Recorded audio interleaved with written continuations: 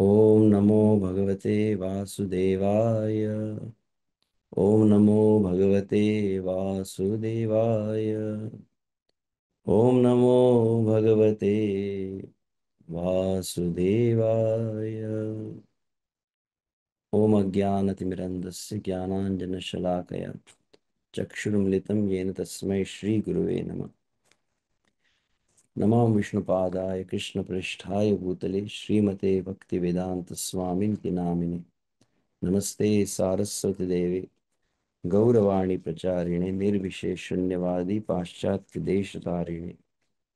वाञ्छाकल्पतरुभ्यश्च कृपा सिन्धुभ्य एव च पतितानां पावनेभ्यो वैष्णवेभ्यो नमो नमः। जय श्री कृष्ण चैतन्य प्रभु नित्यानंद श्री अद्वैत गदाधर श्रीवासादि गौर भक्तवृंद। हरे कृष्ण कृष्ण कृष्ण हरे हरे, हरे राम राम राम हरे हरे। असाधु साधु तादाय नाति नीचो चतारक मंच कदाचिन् प्रेमणा हृद कंठयो स्फुर। हरे कृष्ण। तो एक बार पुनः समस्त भक्तों का हार्दिक स्वागत है।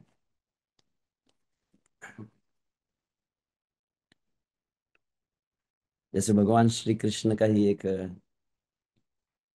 विशेष गुण है। ये भगवान श्री कृष्ण का एक नाम है, भक्ता नाम मानवर्धन। भगवान अपने से अधिक अपने भक्तों के मान को बढ़ाते हैं। तो ये गुरु महाराज का ही विशेष वात्सल्य है, कृपा करुणा है कि हम जैसे नगण्य जीव को भी गुरु महाराज इतना अधिक प्रोत्साहित करते रहते हैं। तो ठीक है, देखते हैं। और महाराज, गुरु महाराज की अपेक्षा थोड़ी अधिक रहती है, कितना उन शब्दों तक हम, या शायद गुरु महाराज के शब्दों से ही गुरु महाराज कुछ अपनी शक्ति संचारित कर देते हैं। तो आइए अधिक समय न लेते हैं, हम श्रीमद् भागवतम दशम स्कंद अध्याय 6 श्री सुखदेव गोस्वामी नंदोत्सव के उपरांत, जहाँ पर पूतना उद्धार का वर्णन किए हैं, पूतना मोक्ष लीला, उसी को श्रवण कर रहे थे। जिसके अंतर्गत विश्व से किस प्रकार से नंद महाराज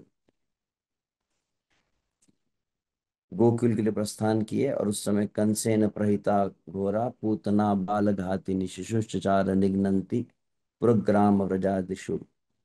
यहाँ हम प्रारंभ किए थे, जहाँ पर पूतना का वो भयानक स्वरूप का वर्णन किया गया है श्रील जीव गोस्वामी के द्वारा गोपाल चंपू में, कि कैसी भयावह वो पूतना थी। और वह भयावह पूतना गोकुल में प्रवेश कर रही है। तब ठीक है, हम देखते कुछ है।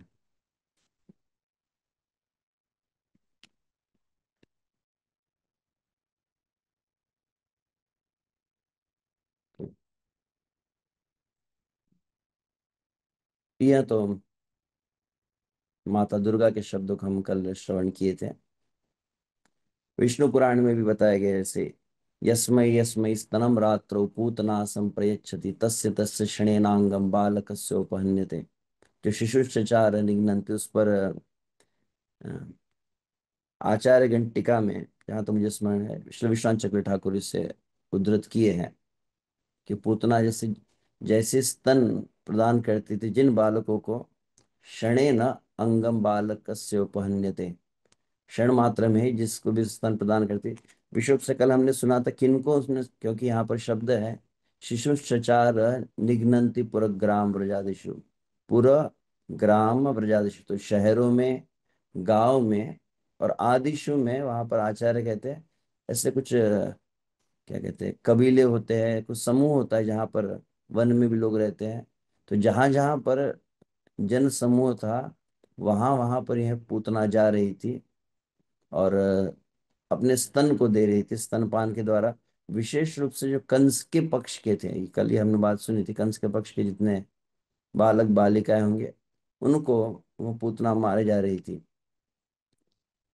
तब परीक्षित महाराज के मन में भी थोड़ा भय आ सकता है कि यह पूतना गोकुल में जा रही है श्री कृष्ण को मारने के लिए, तो क्या यह अपने कार्य में सफल होंगी।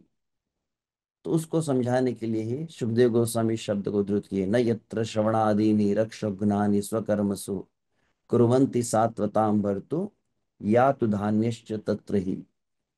हम्म, न यत्र श्रवणादीनि रक्षोघ्नानि स्वकर्मसु, स्वकर्मसु अपने निहित कर्मों को करते हुए अगर आप इस कार्य को नहीं करते हैं, इस भगवान श्री कृष्ण भी गीता में कहे, तस्मा सर्वेषु कालेषु माम अनुस्मरेद्य, वैसे स्वकर्मसु अपने कर्म करते हुए, न यत्र जहां पर नहीं होता, क्या नहीं होता, श्रवण आदि, श्रवण कीर्तन जहां पर नहीं होता, और कैसा है, श्री कृष्ण की लीलाएं, श्री कृष्ण का नाम, श्री कृष्ण का रूप, श्री कृष्ण के गुण आदि, कैसे रक्षोघ्न,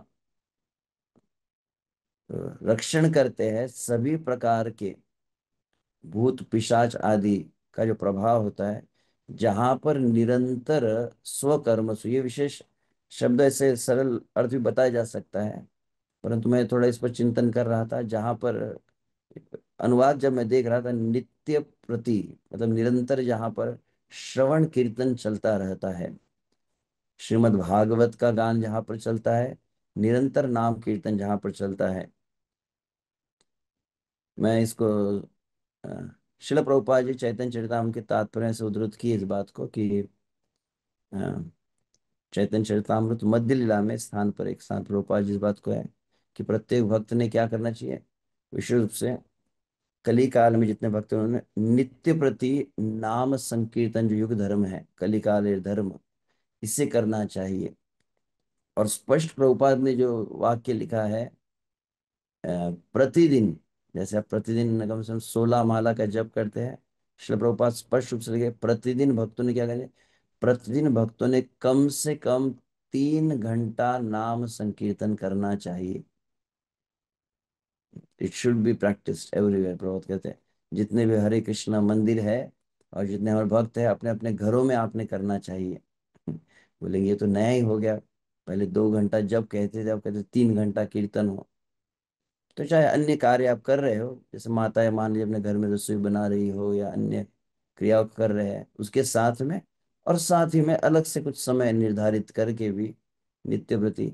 अन्यथा जैसे हमारे शिला प्रभुपाद जी के शिष्य ऐन्द्र प्रभु इस बात को कई बार कहते थे कि यह जो संकीर्तन आंदोलन है, श्री चैतन्य महाप्रभु का संकीर्तन आंदोलन है, पर संकीर्तन आंदोलन की विशेषता है कि संकीर्तन आंदोलन में संकीर्तन ही सबसे कम हो जाता है कभी कभी। Should be the part of a regular daily, नित्य प्रति। तो यहाँ पर ठीक है, जो लीला में वर्णन किया जा रहा है कि जहाँ पर नित्य प्रति श्रवण कीर्तन होता है, कृष्ण की लीलाएं जहाँ पर गाई जाती है, कृष्ण के नाम का निरंतर कीर्तन होता है, वहां पर ये प्रभाव नहीं कर सकती है डाकिनी पिशाचिनी आदि। तो कुर्वन्ति सात्वतां भर्तु या निश्चत्र, तो फिर क्या कहा जाए उसके विषय में, जहां कृष्ण की लीलाओं का गान हो रहा है वहां पर इसका प्रभाव नहीं होता, तो कृष्ण साक्षात जहां पर लीला कर रहे हैं वहां पर ये प्रवेश कैसे कर सकती है। तो प्रश्न है कि अब ये गोकुल में प्रवेश कैसे कर गई। हाँ, सा खेचरी एकदा उपेत्य पूतनानंद गोकुलम योषित्वा मायात्मानं प्राविशत कामचारिणी। सा खेचरी, विश्व से आप अगर जाते कई बार ब्रजमंडल परिक्रमा आप देखेंगे एक स्थान आता है खेचरी, जहां तुम, जिसमें शायद राधा कुंड के समीप कहीं पर उसका वर्णन किया जाता है। तो यह खेचरी कहते, खेचरी का अर्थ है आकाश में विचरण, ख मतलब आकाश में भी विचरण करने वाली। ऐसे अर्थ, दूसरा अर्थ भी दिए है इसका हरीश शौरी जी। खेचरी तो ख मतलब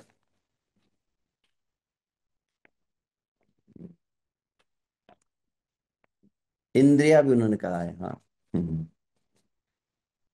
खेचरमस्येव तन्मेकाश्चति गोकुलयानतः इति मत्वा ये मूर्खा सा तदानंद गोकुलम।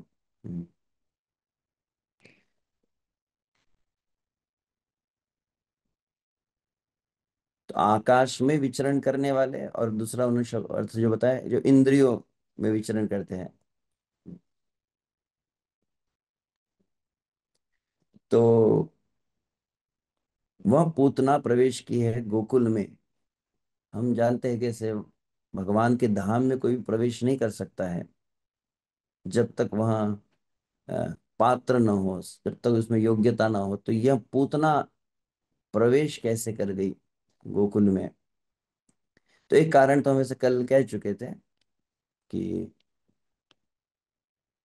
प्रवेष्टुम स्तुतिकागारम अनीशाना वनौकसाम दिदृक्षता दिदृक्षा पूर्तय इव निष्क्रांतम स्वपुराद वही। कि श्री कृष्ण विशेष रूप से बाहर निकलना चाहते थे, अपने उस बाल रूप माधुरी का दर्शन कराना चाहते थे ऐसे कई भक्तों को। जैसे होता है ना, क्या होता है, भगवान जगन्नाथ जी की रथ यात्रा होती है, कई लोग सभी जगन्नाथ मंदिर में प्रवेश करके जगन्नाथ जी का दर्शन नहीं कर पाते। तो भगवान जगन्नाथ जी कहते रथ पर आरूढ़ होकर फिर ऐसे जीव जो भगवान जगन्नाथ जी का दर्शन नहीं कर पाए उनको दर्शन कराते हैं।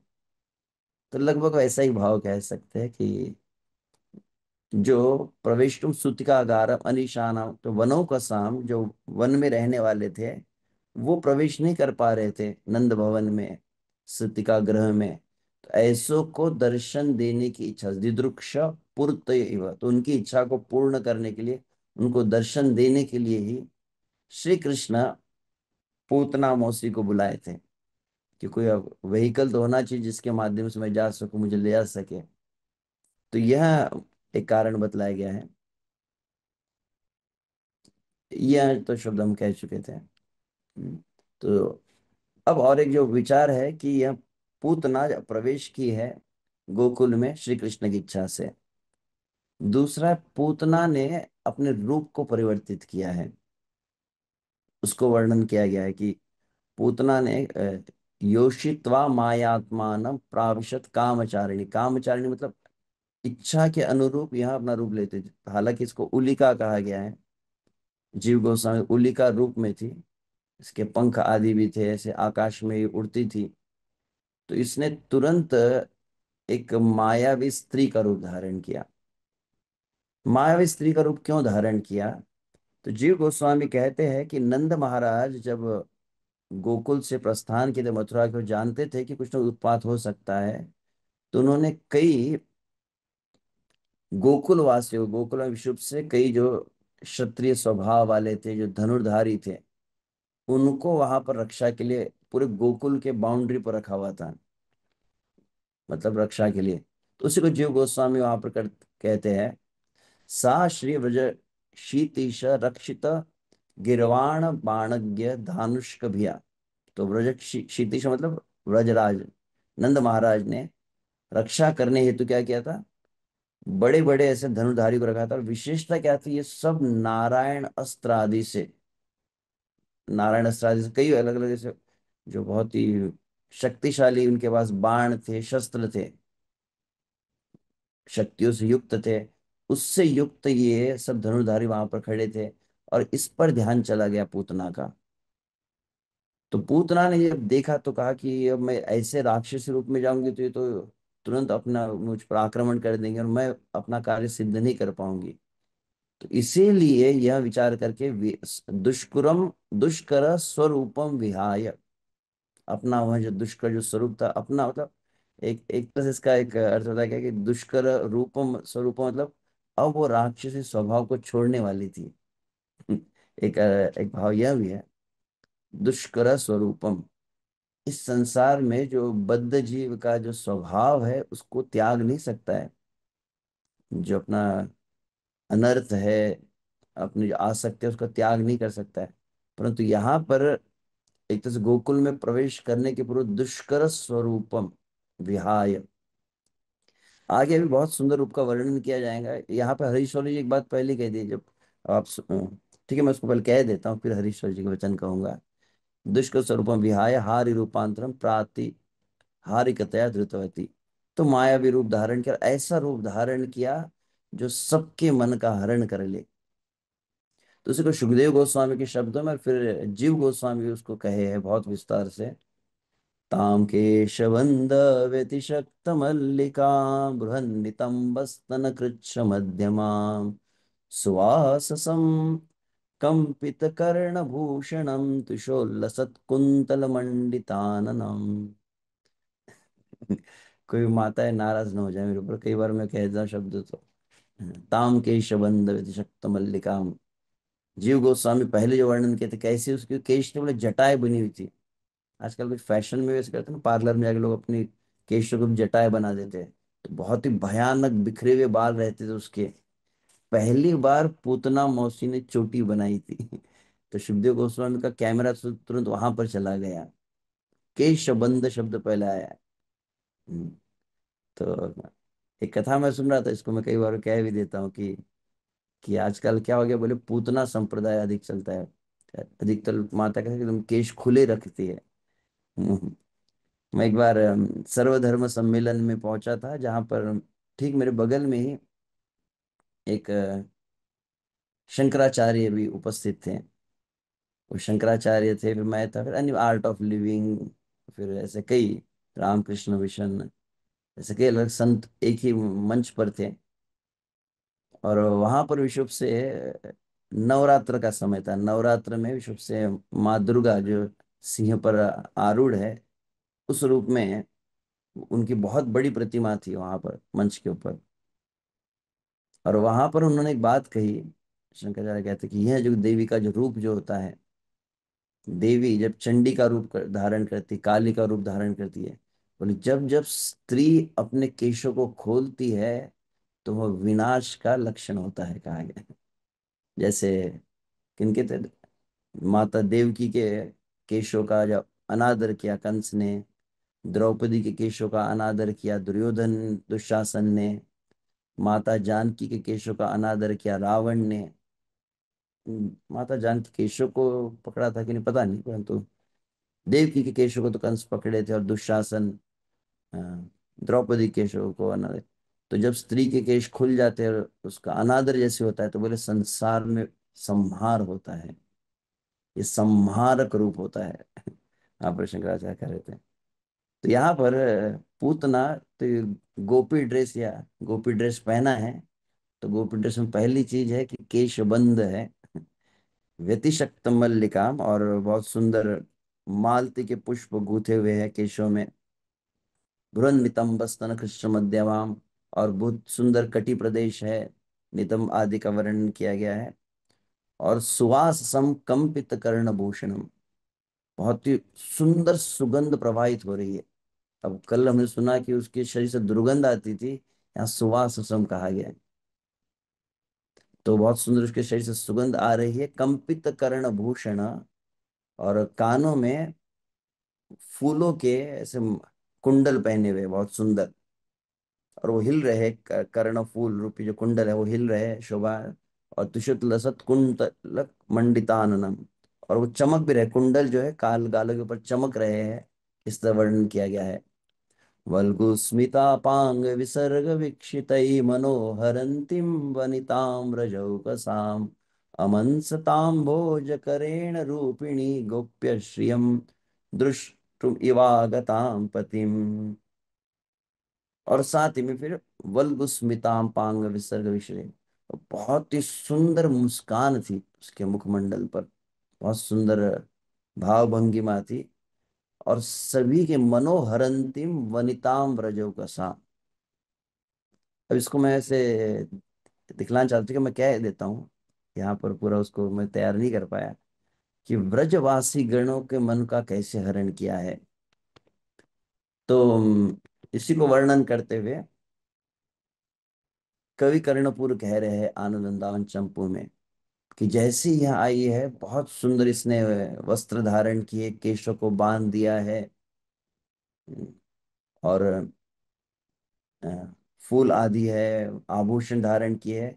और तुरंत जब सभी देखने लगे तो अचानक इसने कहा, पास में सरोवर से एक कमल का पुष्प वो भी हाथ में ले लिया, घुमा रही है।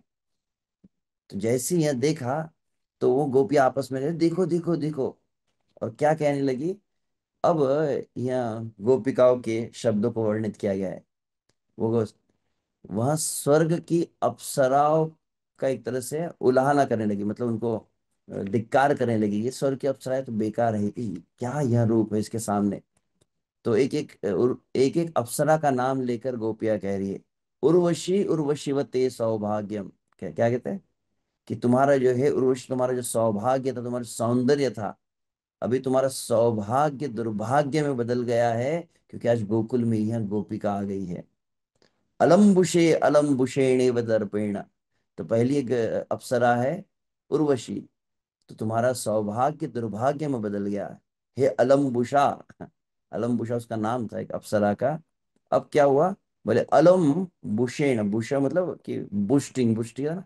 अब तुम्हारा अहंकार का कोई फायदा नहीं, तुम्हारा अहंकार का नाश हुआ।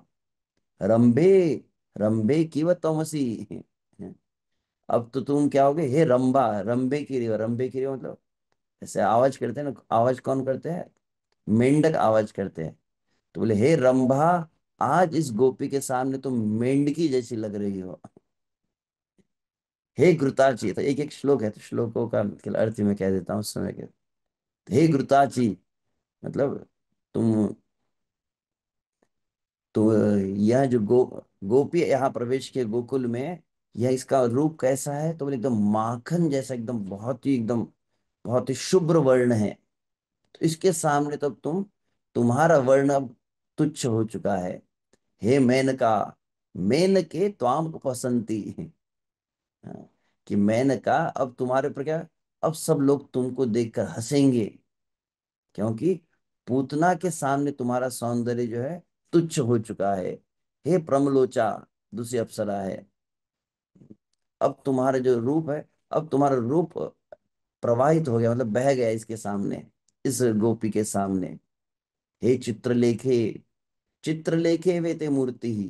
तो अभी तुम्हारे तुम्हारे रूप कैसा रहेगा, अब तुम्हारा रूप वो चित्रलेखा एक मूर्ति के समान रह गया है, मतलब अब उसकी कोई महिमा नहीं रही। तिलोत्तमा, तिलोत्तमेव ते कीर्ति। अब तुम्हारी कीर्ति कैसी हो गई है, तिल तिल तिल होता है ना, खाने वाला तिल होता है, कैसा होता है, काला होता है। तो तुम्हारी कीर्ति तिल के समान हो गई, मतलब तुम्हारी कीर्ति जो है वो अपकीर्ति में बदल गई जब ये गोपिका का प्रवेश हुआ है। इस तरह से वर्णन करने लगे। आगे वहां पर वो कहने लगे कि कहीं ऐसा तो नहीं है कि वो व्रज की कोई बहुत बड़ी अधिष्ठात्री, यहाँ की कोई देवी है वो प्रकट हुई है। गोपी आपस में चर्चा कर रही है। फिर कहते नहीं नहीं, ऐसा लग रहा है कि बादलों के बीच में से बिजली ही प्रकट हो गई है, ऐसा तेज लग रहा है इस गोपी का। फिर एक ने गोपी ने कहा नहीं नहीं, अरे लगता है कि चंद्रमा की यह चंद्रिका है जो भूतल पर अवतरित हुई है। फिर किसी ने कहा कि, तो इस प्रकार से कई गोपियां इनके बारे में रूप का वर्णन करने लगी। इन सब में मुझे अच्छा तो ऐसे यही लगा जो हरीश शौरी जी कहे। वे कहे है, सात्वमंगल वृत्त्या यत् सदरूपम तादृगादधे भावि तत्र भव्यार्थम श्रियम समुदित स्फुटम।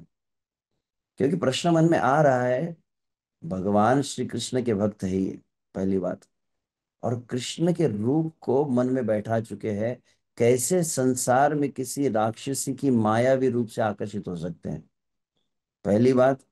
सुखदेव गोस्वामी क्यों इनका वर्णन कर रहे हैं, तो हरीश चौधरी जी के बाद जब मैंने पढ़ी तो जरा ठीक लगा। उन्होंने कहा कि विशेष रूप से इसके मंगल रूप को क्यों वर्णन किया जाता है, दो कारण हैं। एक तो यह रूप है जिसके ऊपर श्री कृष्ण भी विराजमान होने वाले हैं, मायावी रूप ही क्यों न हो, पर कृष्ण बैठने वाले इस वक्षस्थल पर, वो स्तनों को पकड़ के लटकने वाले हैं। तो इसीलिए भी यह रूप जो है चिंतन का विषय है भक्तों के। और दूसरा, निश्चित रूप से लक्ष्मी लक्ष्मी इसको कह रहे हैं, क्यों, क्योंकि अब ये लक्ष्मी स्वरूपा श्री कृष्ण की धात्री का रूप प्राप्त करने वाली है कुछ ही क्षणों के उपरांत। यह विचार करके भी यहाँ पर उनके इस रूप का चिंतन किया जा रहा है, पूतना के इस रूप का चिंतन हो रहा है। और फिर यह जब और तो आगे कहा गया है कि अंदर जैसे सीधा यह नंद महाराज के भवन में प्रवेश कर गई। वहां पर कुछ गोपियों से पूछा ये उत्सव क्यों चल रहा है इतना बड़ा, तो षष्ठी उत्सव था, ये संध्या के समय जब पूतना पहुंची है, तो संध्या का समय है, तो बोली इतना उत्सव क्यों चल रहा है? तो षष्ठी उत्सव जो हुआ, षष्ठी देवी का उत्सव, सब ऋषभ स्त्रियां मिलकर उत्सव करें, पुरुषगण सब गोकुल के सीमा पर है, तो स्त्रियां मिलकर उत्सव मना रही है। तो क्यों उत्सव चल रहा है? तो कहा गया कि नंद महाराज के भवन में जो बहुत सुंदर लाला प्रकट हुआ है, उसके लिए उत्सव मनाया जा रहा है। तो सीधी नंद महाराज के भवन में ये हो क्या रहा है? पहली बात कि यहाँ ब्रजवासी जो है, अ, ब्रजवासी पूतना के रूप से मोहित हो रहे हैं। यह बात जो है, इस संसार में भी जो विश्व से कृष्ण के रूप को एक बार अच्छी तरह से देख ले, रूप गोस्वामी कहते हैं, एक बार यदि श्री कृष्ण के रूप से आकर्षित हो जाए, संसार के रूप को देखने की इच्छा मात्र नहीं रहती उसमें। वो एक भजन में कहा जाता है, आंखों में ताबे दीद की बाकी नहीं रही, किससे नजर मिलाओ तुझे देखने के बाद। तो ये तो उर्दू शब्द है ऐसे। दीद, दीद मतलब दर्शन होता है। तो आंखों में ताबे दीद की बाकी, ताबे मतलब इच्छा, नेत्रों में इच्छा ही नहीं रही संसार को देखने की, जब श्री कृष्ण के रूप को देख लिया। तो यह रूप को क्यों देखा जा रहा है, मतलब ब्रजवासी आकर्षित क्यों हो रहे हैं? तो विशेष रूप से यहाँ पर जीव गोस्वामी कह रहे, श्री कृष्ण की योग माया के कारण। योग माया कुछ लीला कर रही थी, तो योग माया ने पहला काम क्या किया? योग माया, यह पूतना किसी और के घर पर नहीं गई, सीधा नंद भवन में गई। ये किसके कारण हुआ? तो जीव गोस्वामी योग माया के कारण। दूसरा, पूतना अन्य किसी बालकों को देख नहीं पाई। कल हम सुन रहे थे, पूतना सभी बालकों को देखकर अंधी हो रही थी। विश्व से ब्रजवासी जो बालक थे, श्री कृष्ण के गोप और गोपियां थी, उनको देखकर वह अंधी सी हो गई। और तीसरा, योग माया का प्रभाव क्या हुआ? बोले ब्रजवासी लोग मोहित हो रहे थे, तभी तो जाने दिया ना, अन्यथा क्यों जाने देते? चौथा, योग माया का प्रभाव बतलाया जा रहा है कि वह जैसे ही प्रवेश कर गई, तो प्रवेश करते बार यशोदा और रोहिणी देखने लगी। तो वह यशोदा रोहिणी जब देखा है इस पूतना के रूप को, तो विचार करने लगी कि है कौन ये। तो पूतना ने अपने वात्सल्य को प्रकट करना प्रारंभ किया। बहुत ही विचित्र बात है, पूतना का वात्सल्य का वर्णन जीव गोस्वामी कर रहे हैं। तो अचानक पूतना जैसे प्रवेश की है, वहां पर यशोदा मैया है, रोहिणी है, और बालक पालने में है। जैसे पालने बालक को देखा है, तो कहा है, अचानक उसके नेत्रों से बनावटी प्रेमाश्रु बहने लगे। कैसे बहने लगे? तो जीव गोस्वामी कहते हैं, जैसे सोने की झारी, झारी स्वर्ण झारी होती है ना, स्वर्ण झारी से जैसे कोई पानी झरने लगता है, तो पूतना की आंखें कैसे तुलना कर रहे हैं जीव गोस्वामी?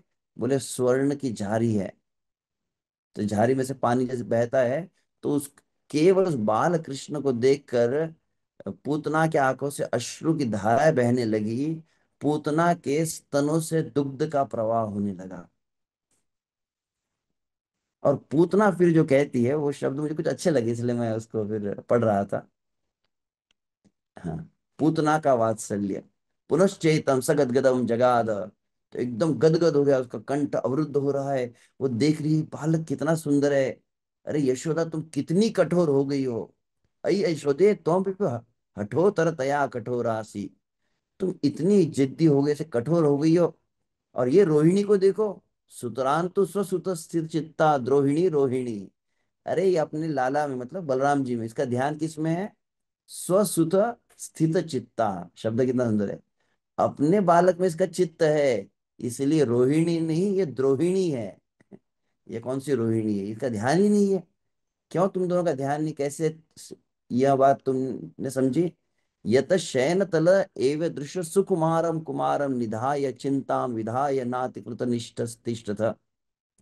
तुमने इसको पालने में छोड़ दिया है। अरे एकदम मक्खन की तरह कोमल बालक है। और देखो इसका जो होठ देखा है, ये होठ ध्यान से देखो, होठ इसके सूख रहे हैं, मतलब बेचारा बच्चा भूखा है।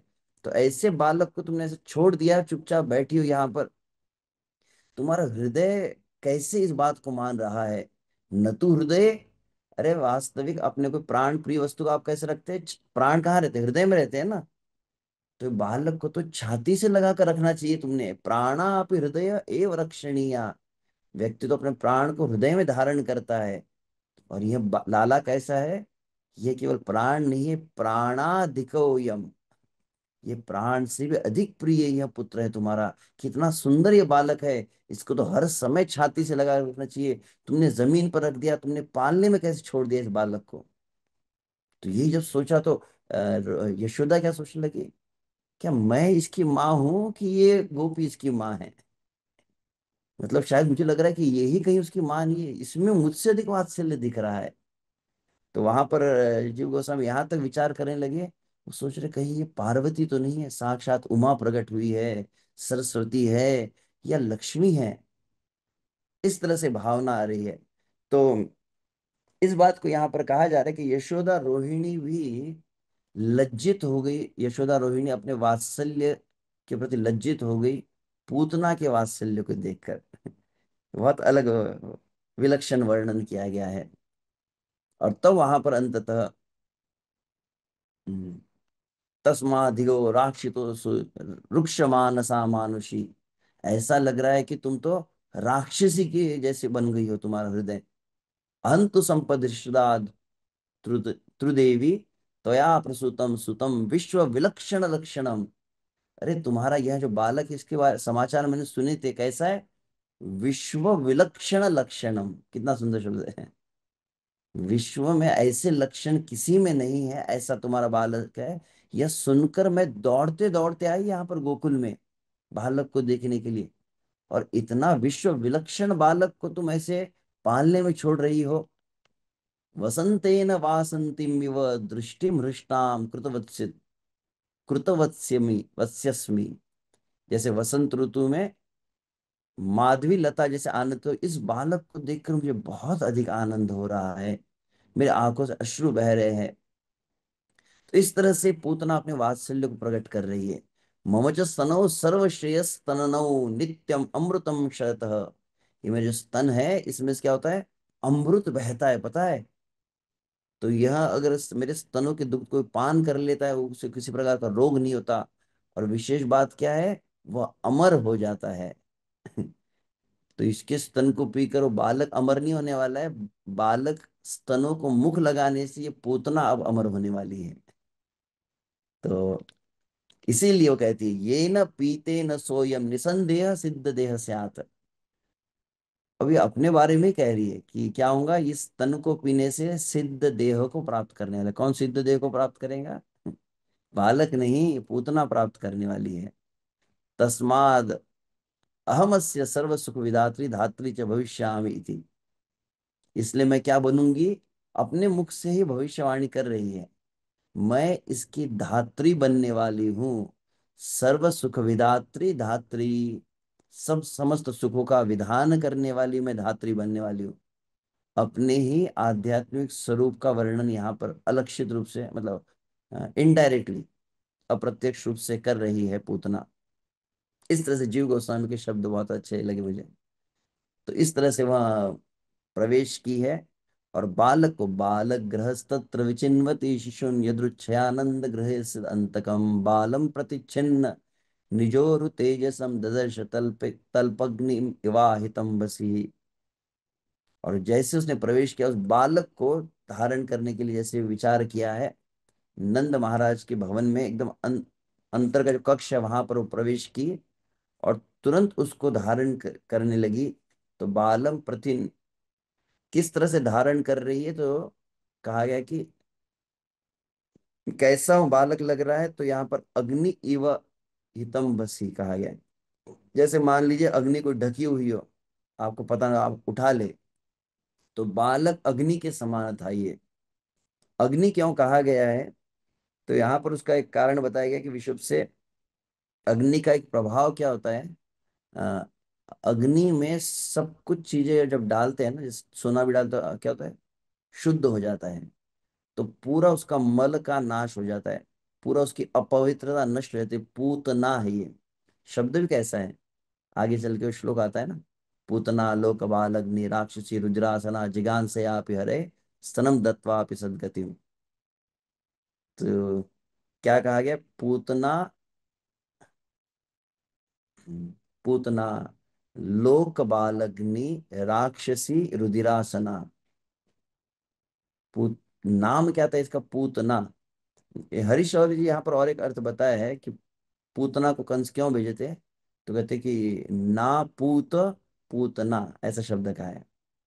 हम्म, तो पूत मतलब पवित्र। हम्म, और जिसको अपवित्रता स्पर्श नहीं कर सकती, जैसे ईशुमशद में कहा गया ना, शुद्धम अपाप विद्धम, भगवान का एक विशेषण क्या है, भगवान पूर्ण पवित्र है और अपवित्रता उनको स्पर्श नहीं करती है। तो ना पूत पूतना, तो जिसमें बिल्कुल भी पवित्रता नहीं है, तो पूतना अपवित्र जो है, ऐसी पूतना जिनको अपवित्र स्पर्श नहीं कर सकता उनके पास जा रही थी यह पूतना। तो अग्नि क्यों कहा है सुखदेव गोस्वामी ने, तो एक कारण बताया गया है कि अब इसके पूरे पाप जलकर खाक होने वाले हैं। यह पूतना जो कल हमने सुना कैसी थी, बोले उसका शरीर में इतनी भयानक दुर्गंध आ रही थी, क्योंकि वो कई बालकों का हत्या करती थी, बालकों के शरीर को चबा चबा कर खाती थी, तो मांस भक्षण करती थी। तो इसीलिए इसका शरीर बहुत अपवित्र था, तो पूतना इसका नाम था। किसी को दीक्षा के समय कोई नाम दिया जाए पूतना देवीदासी, अच्छा नाम थोड़ी, तो नाम भी खराब था। अच्छा नाम खराब है, परंतु काम कैसा है, तो कहा गया पूतना लोक बालग्नि। नाम भी खराब था और काम भी, इसके प्रोफेशनल किलर जिसको बोलते हैं ना, चाइल्ड किलर थी एकदम, सुपारी लेके जैसे कुछ, जैसे किलर्स होते हैं वैसे ही हम, राक्षसी थी। जीवन भर इसने बालकों को मारा था, मतलब कभी कोई अच्छा कार्य नहीं किया। तो पहले बात है नाम भी खराब है इसका, काम भी खराब हो गया। ठीक है, नाम खराब हो गया, काम भी खराब करता हो कोई व्यक्ति, तो चेक किया जाता है कि इसका फैमिली बैकग्राउंड कैसा है, कोई अच्छा ही फैमिली से, उसके माता पिता कौन है। तो कहते पूतना लोक बालग्नि राक्षसी कहा गया है। तो कुल भी इसका खराब था, राक्षसी थी ये।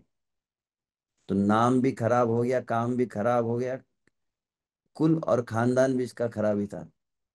चौथी बात, पूतना लोक बालग्नि राक्षसी रुधिरासना। अरे नाम भी खराब रहता है व्यक्ति का, काम भी और खराब हो, व्यक्ति का कुल परिवार भी खराब हो, परंतु व्यक्ति का खान पान तो अच्छा होना चाहिए। और खान पान अच्छा हो तो बोलते जैसा आहार वैसे विचार, जैसा अन्न वैसा मन। तो ये पूतना कहते बोले रुधिरासना। जैसे हमको कोई व्यक्ति कोल्ड ड्रिंक पीता होगा, ये बच्चों का खून पीती थी घड़ों में भर भर के, उनके मांस को खाती थी। तो इसका आहार बहुत अपवित्र था। तो नाम भी खराब हो गया, काम भी खराब हुआ, कुल भी खराब हो गया, और क्या अपवित्र हो गया, बोले आहार और पीना वगैरह खान पान भी सब खराब हो गया। अच्छा भाव, जिघान से आप ही हरइए कहा गया, हरि को मारने की भावना लेकर आई थी ये। तो बताया जैसे यहाँ पर आचार्य ने बताया कि पिछले जन्म में यह कौन थी, बलि महाराज की पुत्री थी। किसी स्थान पर बहन कहा जाता है रत्नमाला, जिसने भगवान वामन के उस बाल रूप को देखकर मन में अभिलाषा की थी, इतना सुंदर बालक है, काश में इसको मां बनकर स्तनपान कराओ। परंतु अगले ही क्षण जब उस वामन ने त्रिविक्रम रूप धारण किया और पूरी तरह से बलि का सब कुछ हरण कर लिया, तो मन में भयंकर क्रोध आ गया। बोले दूध नहीं, इसको तो जहर पिलाना चाहिए। तो यहाँ पर भी बहुत सुंदर आचार्यगण भाव को कहते हैं कि ये ध्यान रखना चाहिए, आप जब श्री कृष्ण के समक्ष आते हैं ना, श्री कृष्ण समस्त भाव को नोट कर लेते हैं। आप कृष्ण की सेवा अगर ना भी करे, कृष्ण की सेवा की इच्छा तो भी करनी चाहिए। पूतना ने पिछले जन्म में केवल संकल्प किया, काश मैं इसको स्तनपान कराऊं, तो भगवान ने कहा नोट किया। नहीं, स्तनपान नहीं, विषपान भी कराऊंगी, भगवान ने वो भी नोट कर लिया। अवसर देते हैं कृष्ण जब श्री कृष्ण की सेवा की इच्छा करते हैं। तो ऐसे पूतना, ओह मुझे तो आज पूतना का उद्धार करना है, गुरु महाराज ने आदेश दिया है। तो ऐसी पूतना जो है वहां पर धारण की है। तो कैसे धारण की बालक को, तो वहां पर जीव गोस्वामी कहते हैं जैसे मान लीजिए कोई सर्पिणी होती है, ये विषैली है ना ये, तो इसकी तुलना जीव गोस्वामी किससे कर रहे हैं, सर्पिणी से कर रहे हैं।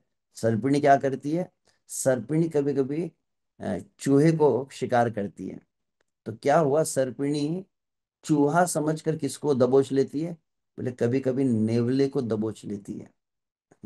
और नेवला ही फिर से उस सर्पणी को, उस नागिन को खा जाता है। तो कृष्ण किसके समान है? जीव गोस्वामी करे नेवले के समान है। विचित्र तुलना की है जीव गोस्वामी। और पूतना नागिन के समान है, उसने तुरंत गोद में लिया, जैसे एक नागिन नेवले को अपनी गोद में लेती है। और उस समय फिर जैसे ही श्री कृष्ण को गोद में लिया, तो कृष्ण सबसे पहला कार्य क्या किया? विबुध्यतां बालकमारिकाग्रहं चराचरात्मा स निमीलिते क्षण अनन्तमारोप्यदङ्गमन्तकं यथा रोगं सुप्तं बुद्धिरज्जुति। तो जिस तरह से कोई व्यक्ति अ, रस्सी समझकर सांप को पकड़ लेता है, वैसे अनंतम आरोप्यम यद अंकमंतकम, अपने अंत के रूप में अनंत को अंक में ले लिया, गोद में लिया। तो भगवान कौन है? अनंत है। उनको लिया कहा है? अंक में, अंतकम। परंतु गोद में किसको लिया था? अपने अंत को लिया था, अपने विनाश को वो ले रही थी। तो बालक जो है जैसे ही लिया, तो देखें, विबुध्यताम बालक मारिका ग्रहम, ये बच्चों को मारने वाली आ गई, यह समझ गए। कौन? चराचरात्मा। तो यहाँ बालक नहीं कहा जा रहा है, बालक को क्या कहा गया है? चराचरात्मा। जो सभी के चित्त को जानते, सभी के भाव को जानते, वे श्री कृष्ण इसके भाव को पकड़ लिए। तो कृष्ण ने पहला कार्य क्या किया?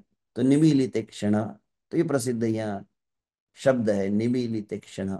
श्री कृष्ण आंखों को बंद किए। अब इस पर कई उत्प्रेक्षाएं की गई है, कई भाव कहे गए हैं। लगभग मैंने 17 कहा, वैसे तो 25 अर्थ है इसके। निमीलित क्षण कि आंखें बंद क्यों की?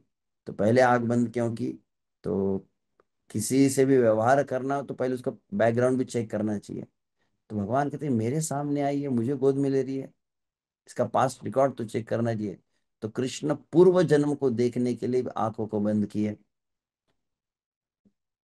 दूसरा भाव वहां पर कहा गया है कि श्री कृष्ण क्या विचार कर रहे हैं कि यह क्यों आई है? बोले बालक मारिका ग्रहम कहा गया है। बच्चों को मारने वाली है, बच्चों को जीवन भर मारा होगा, परंतु कहाँ है? गोकुल में गोकुलवासी जो मेरे सखाजन है, जो गोपियां है, गोप है, उनको मारने का भाव, मेरे भक्तों को मारने का भाव किसी के मन में आता है? उस व्यक्ति का मुख भी मैं देखना नहीं चाहता। तो यह भी एक विचार है। तीसरा एक भाव कहा गया कि कृष्ण मन में विचार किए कि पिछली बार भी जब राम जी के रूप में प्रकट हुआ तो स्त्री को मारना पड़ा, फिर से स्त्री को मारना पड़ रहा है। तो इसलिए भगवान इतने प्रसन्न नहीं थे, तो इसलिए भी आंख बंद कर दी। और फिर आगे फिर कहा जा रहा है, मैं यहाँ पर गोकुल में किस लिए प्रकट हुआ हूँ? गोकुल में प्रकट हुआ हूँ अभी वात्सल लीला में, यशोदा मैया गोपियों के साथ माखन चोरी लीला होंगी, यशोदा मैया का स्तनपान में करने वाला हूँ। और सबसे पहले तो यहाँ पर मैं माखन लूंगा, मिश्री है, दूध है, रबड़ी है, दही है, छाछ है, ये सब पीने वाला हूँ। और ये मौसी क्या लेके आई? बोले जहर लेकर आ गई। तो यह मुझे पसंद नहीं है। तो जहर तो मैं पीता नहीं हूँ। तो जहर कौन पीते हैं? तो बोले जहर तो फिर शिव जी पीते हैं। तो आगे अगले श्लोक में आएगा, रोष समन्वितो पिबत, कि रोष के साथ में, क्रोध के साथ में पीने लगे।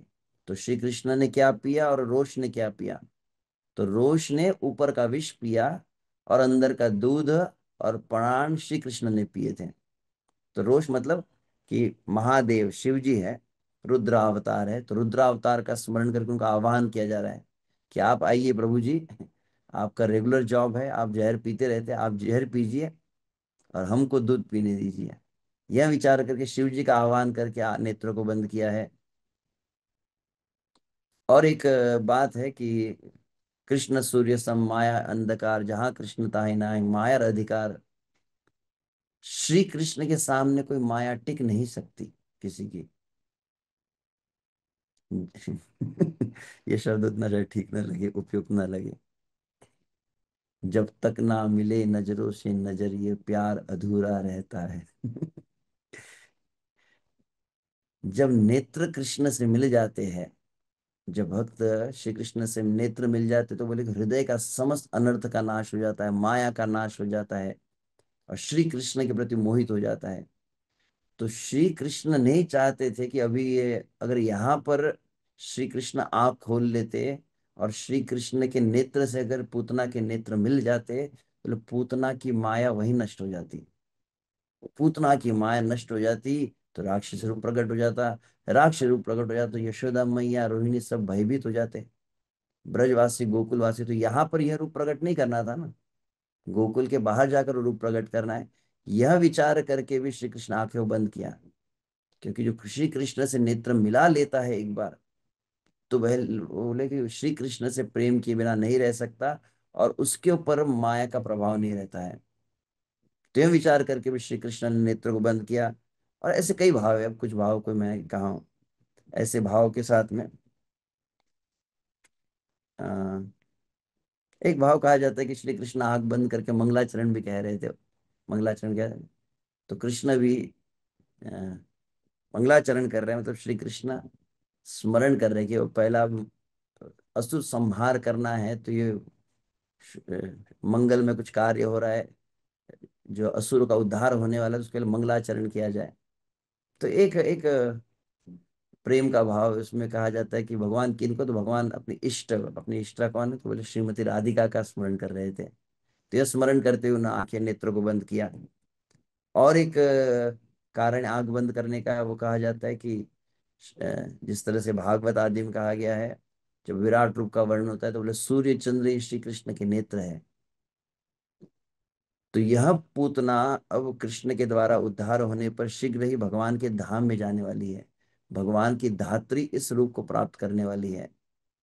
तो सूर्य चंद्र विचार कर रहे, यह जो है कितना दुष्ट भाव लेकर आई, भगवान को जहर पिलाने का भाव लेकर मन में आई है, और इसको भगवान अपना धाम दे रहे। भले ही भगवान इस पर कृपा करे, पर हम ऐसे दुष्टा का मुख नहीं देखना चाहते, इसलिए सूर्य चंद्र अपने दरवाजे बंद कर देते हैं। यह विचार करके भी श्री कृष्ण नेत्र बंद, ऐसे कई भाव को कहा गया है। बहुत सारे भाव है अलग। तो इस तरह से, तो ठीक है। अभी तो ऐसे पूतना जब वहां पर आई है, वहां पर श्री कृष्ण को धारण किया है, और जैसे श्री कृष्ण को धारण किया, क्या क्या, ताम तीक्ष्ण चित्ताम मति वाम चेष्टिताम भिक्षांतराम कोश परिच्छदा सब शिवत वरस्त्रियम तत्प्रभया च दर्शिते निरीक्षमाण जननी प्रतिष्ठिताम। तो मतलब गोपिका, उस पूतना ने श्री कृष्ण को अपने गोद में लिया है, और फिर तस्मिन स्तनम दुर्जर वीर्यमुल्बणम घोरं घोरंकमादाय शिशोर ददावत तस् गाढ़म कराभ्याम भगवान प्रपीड्य तत् प्राणी सम रोष समन्वितो भव। अब देखें सुखदेव गोस्वामी शब्दों को देखे तो आप समझ जाएंगे। 9वें श्लोक तक अभी तक कृष्ण को बालक बालक कह रहे थे, बालक के रूप में कहा जा रहा था, परंतु जैसे श्री कृष्ण ने स्तनों को अपने मुख में लिया है, तुरंत सुखदेव गोस्वामी ने शब्द चेंज कर दिया। क्या कहा? गाढ़म कराभ्याम भगवान। अभी भगवत्ता प्रकट होने वाली है। तो जैसे उसने अपने गोद में लिया, बालक को अपने स्तन दिए जिसमें भयंकर कालकुट्ट विष लगा हुआ था, तो गाढ़म कराभ्याम। मैं कल परम पूज्य राधा कुंज महाराज जी की कथा जो सुन रहा था, उसमें मैं देखा, बोले कितना बड़ा सौभाग्य था ये पूतना का। गाढ़म कराभ्याम। तो श्री कृष्ण ने क्या किया है? श्री कृष्ण ने पहली बात है अपने अधरों को लगाया है। और अधर कैसे, उसका भी वर्णन जीव गोस्वामी की, बहुत ही सुंदर अधर है, एकदम चिकने चिकने अधर है। और एकदम नहीं नहीं, कवि कर्णपुर का है। बंदुक पुष्पक की कलियां, मतलब ऐसे लाल लाल फूल होते हैं, एकदम लाल लाल ऐसे बहुत सुंदर श्री कृष्ण के अधर है। और वो कृष्ण के अधरों को से उस स्तन को स्पर्श जब कर रही है, पूतना के स्तन को स्पर्श किया है। और इतना ही नहीं, कृष्ण ने क्या किया? गाढ़म कराभ्याम, कराभ्याम मतलब दोनों हाथ, तो दोनों हाथ से स्तन को पकड़ा। आगे चल के देखेंगे जब कृष्ण पूतना विकराल रूप लेती है, पैर भी चिपका लेते कृष्ण, तो हाथ भी पकड़ ले, हाथ से पैरों से और होठों से। वहां पर राधा कुंज महाराज एकदम थोड़ा एकदम उनका भाव गदगद हो गया। कैसा सौभाग्य है पूतना का। अरे बड़े बड़े भक्त, इस्कॉन के भक्त भी हो, दीक्षित भक्त, सन्यासी आदि के न हो, कौन ऐसे प्राण त्यागता है? कृष्ण उसका आलिंगन कर रहे हैं, और उस अवस्था में देह त्याग कोई करे। किसी को ऐसा सौभाग्य नहीं मिला है जो पूतना को मिला है। लगभग आलिंगन ही है ना, ये तो पूरा हाथ भगवान ने बढ़ा दी है, पैरों से भी और होठों से भी। Almost like kissing and embracing कह सकते हैं कि आलिंगन कर रहे हैं और साथ में होठों से पी रहे हैं। तो दुग्ध को पीने लगे, तो पहले तो शिव जी ने विष को पिया, श्री कृष्ण ने दुग्ध का पान किया, और दुग्ध के साथ में रोष प्राण ही, प्राणी मतलब प्राण को एकदम खींचने लगे, चूसने लगे। तो जैसे ही चूसने लगे तो अब जैसे शरीर से पानी और ऐसे प्राण निकलने लगे तो क्या होता है, बोले पूरे ऐसे शरीर की चमड़ी फटने लगती है, एकदम ड्राई हो जाता है, स्किन ड्राई हो जाती है, चमड़ी फटने लगती है। तो उसका पूरा शरीर जो है ऐसा फटने लग गया। तो उस समय वो भयंकर फिर जोर जोर से जो है अ, सा मुंच मुंच मलमिति प्रभाषे निष्पीड्यमानम अखिल जीव मर्मणि। तो उसके जो मर्म भाग थे, जो एकदम नरम नरम जो अंग थे, वो एकदम सूखने लगे, फटने लगे। तो जोर जोर से वो, पहले तो उसने बालक को इस झटकने विचार किया, जैसे प्राण निकलने लगे, छटपटाने लगी। तो मुंचम मुंचम, छोड़ दे छोड़ दे छोड़ दे छोड़ दे।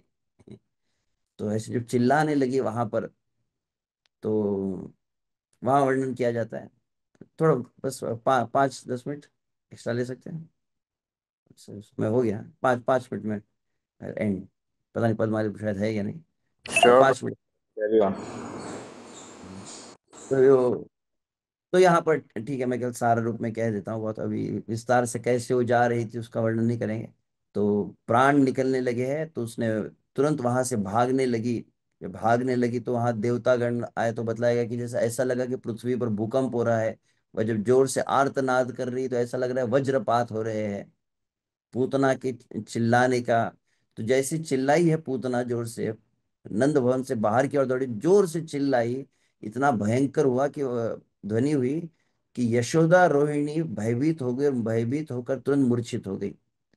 योग माया ने मूर्छित करवा करवा दिया, क्योंकि अगर वो देख लेते कि वो हमारा बालक को कोई राक्षस से लेकर जा रही है, अगर दृश्य अगर यशोदा की दृष्टि में आ जाता तो उनके प्राण निकल जाते हैं। तो इसलिए उनको तुरंत योग माया ने मूर्छित कर दिया। कुछ बड़ी बड़ी गोपियां थी जो बलिष्ठ थी, वो पीछे पीछे दौड़ी है, ऐसा वर्णन है। और फिर वो आगे दौड़ते दौड़ते हुए गई है, बहुत ही विकराल वहां रूप हुआ। और फिर बताया था कंस का जो बगीचा था, तो कंस मामा की भी कुछ सेवा करनी चाहिए, ये विचार कर कृष्ण ने गोकुल में अपन पूतना को नहीं मारा है। गोकुल की पूरी बाउंड्री से बाहर चले गए।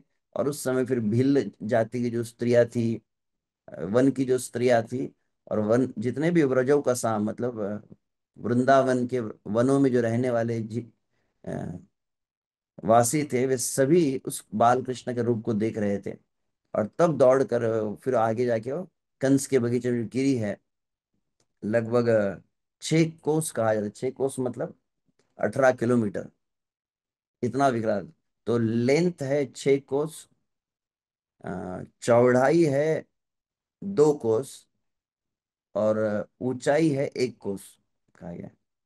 मतलब 18 किलोमीटर लंबी, 6 किलोमीटर चौड़ा था शरीर, और लगभग 3 किलोमीटर उसका हाइट थी। इतना वो विकराल वह शरीर था पूतना का।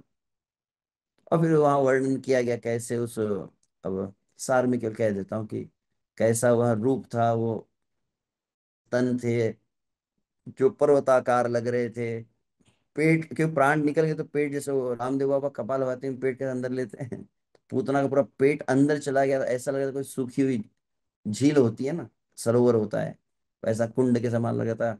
नाक, बड़े बड़े नथुने जो है गुफा के समान लग रहे थे। और उस भयानक रूप के ऊपर कहा गया कि बहुत ही निश्चिंत होकर बालक खेल रहा था।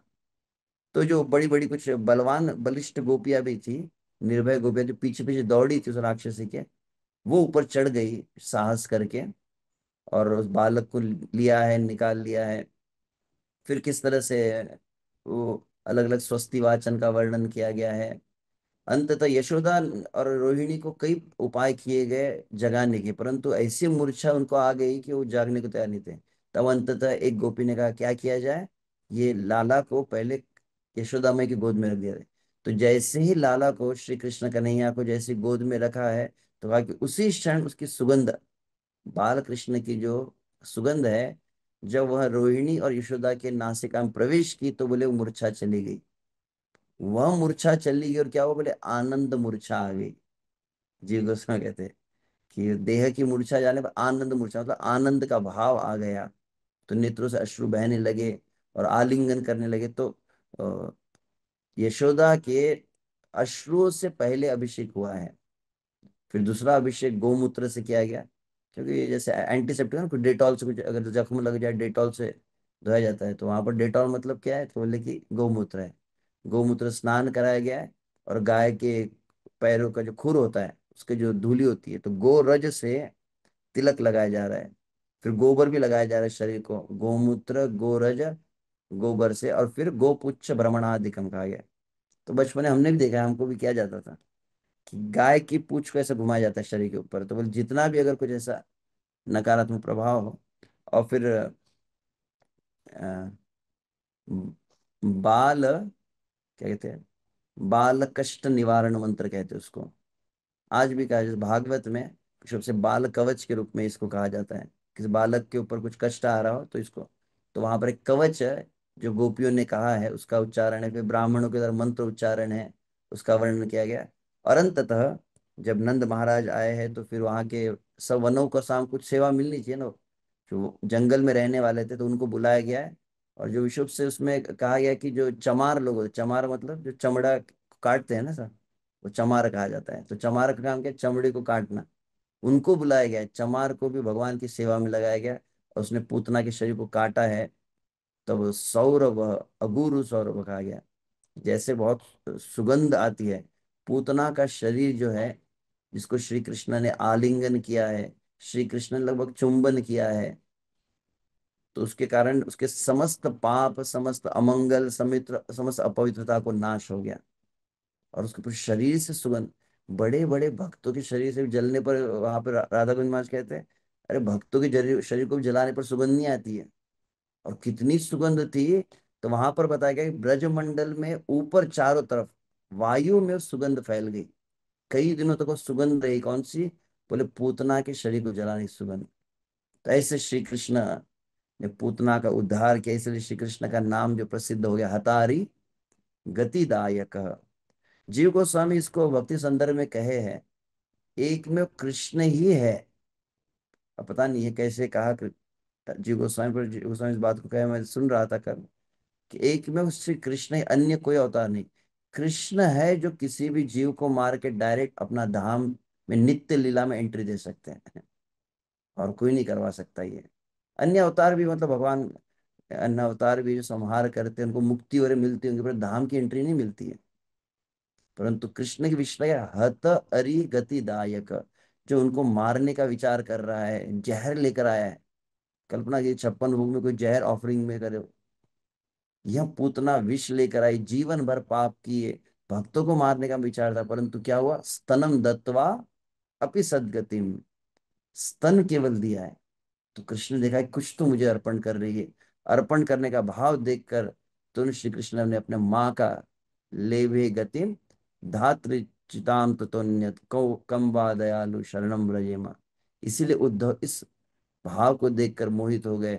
सुखदेव गोस्वामी श्री कृष्ण के इस कारुण्य को देखकर मोहित हुए। और सुखदेव गोस्वामी का आखिर में कहने पड़ा कि मुझे विचार आ रहा है, हे प्रभु, जो ऐसे प्रतिकूल भाव के साथ आई, आपको केवल स्तन दिया, तो भगवान आप तो उसको अपनी धात्री की गति प्रदान कर रहे हैं। तो जो श्रद्धा के साथ, भक्ति के साथ, जो गोपियां और गौवे आपको दुग्ध पान कराएंगी। तो यहाँ पर सुखदेव गोस्वामी किस लीला का स्मरण कर रहे हैं, बोले ब्रह्म विमोहन लीला। ऐसी एक लीला होंगी जब वृंदावन की समस्त गोपियां जो अपने स्तनों का दूध पिलाना चाहती थी, वृंदावन की समस्त गौवे जो श्री कृष्ण को दूध पिलाना चाहती थी अपने थनों से, सभी की इच्छा को कृष्ण पूर्ण करने वाले हैं। तो सुखदेव गोस्वामी उसका स्मरण करें उन सब गोपियों ने जिन्होंने प्रेम के साथ भरकर, और वो गौवों को क्या श्री कृष्ण गति देंगे, बोले कृष्ण उनके दास बन जाते हैं, श्री कृष्ण उनके वशीभूत हो जाते हैं, कृष्ण के पास कुछ रहा नहीं देने के लिए। तो ऐसी बहुत सुंदर लीला है। और अंततः जो गुरु महाराज जो शब्द कहे, उस शब्द से मैं विराम दे देता हूँ, नहीं तो एंड होगा नहीं। ये एतत् पूतना मोक्षम कृष्णस्या अर्भकमद्भुतम शृणुयात् श्रद्धया मर्त्यो गोविंदे लभते रतिम। जो कोई इस पूतना मोक्ष की लीला जो है, इसको बहुत ही श्रद्धा के साथ और आचार्य के भावों को पूरी तरह ग्रहण करके जब सुनता है, यह एतत् पूतना मोक्षम बालकस्य अर्भकम कृष्णस्य अर्भकम अद्भुतम। ये बाल कृष्ण की अद्भुत लीला है। ये ऐश्वर्यमय लीला तो है ही, भगवान की भगवत्ता प्रकट हुई है, परंतु भगवान कितना अधिक, भगवान के मार्ग में चले कोई कैसे भाव से आ तो जाए कृष्ण, ये देखते हैं कितना अधिक जीव को कृष्ण प्रेम करते हैं। इसकी जो पराकाष्ठा यहाँ पर दिख रही है, इसलिए कृष्ण से अर्भकम अद्भुतम। जो कोई इस कृष्ण के कारुण्य को सुन लेता है तो परिणाम क्या है? शुणया शुणुयात श्रद्धया मर्त्यो। तो इस संसार में जो मर्त्य जीव है, श्रद्धा पूर्वक यदि इसको श्रवण करता है, लो गोविंदे लबते रतिम, तो गोविंद के प्रति उसको रति मतलब प्रेम प्राप्त होता है। श्री पूतना उद्धार लीला की, श्री सुखदेव गोस्वामी की जय। तो इसमें आचार्य ने बहुत कुछ और भी कहे हैं। यह पूतना मतलब क्या है, तो भाव अब आगे के भविष्य में कहेंगे। हरे कृष्ण।